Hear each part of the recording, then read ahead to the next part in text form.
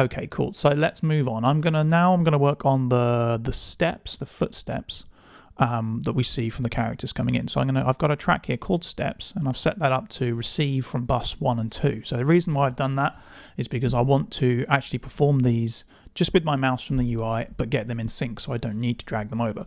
So in my track with Krotos Studio, I'm actually going to set the output to be bus 1 and 2, and now I'm going to load a Boots interior preset. Now we will see that coming in on the steps track that I've already made. So what I'm going to do now is I'm going to look for, okay, that feels about right, a blend of these interior wood boots layers. Now let's hit record and let's try and do this in sync to our scene as they jump into the van.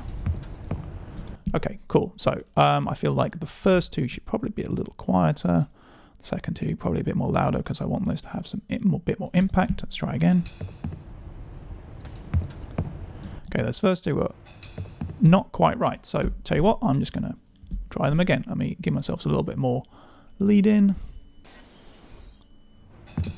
That's much better. Great. Okay, so this is the nice thing about the workflow here, in that you can just perform it like you're performing an instrument as audio, so it's much easier to edit. It doesn't have to be MIDI. You can also perform this as MIDI as well if you want to. Right, so the thing I'm noticing here though is that the wood steps don't feel quite right because they're getting into a van with a metal sort of bottom. So there is another preset here that has metal grate steps. So I'm going to do another pass and do some metal steps and layer those together just to make that feel a little bit more real. So let's go again.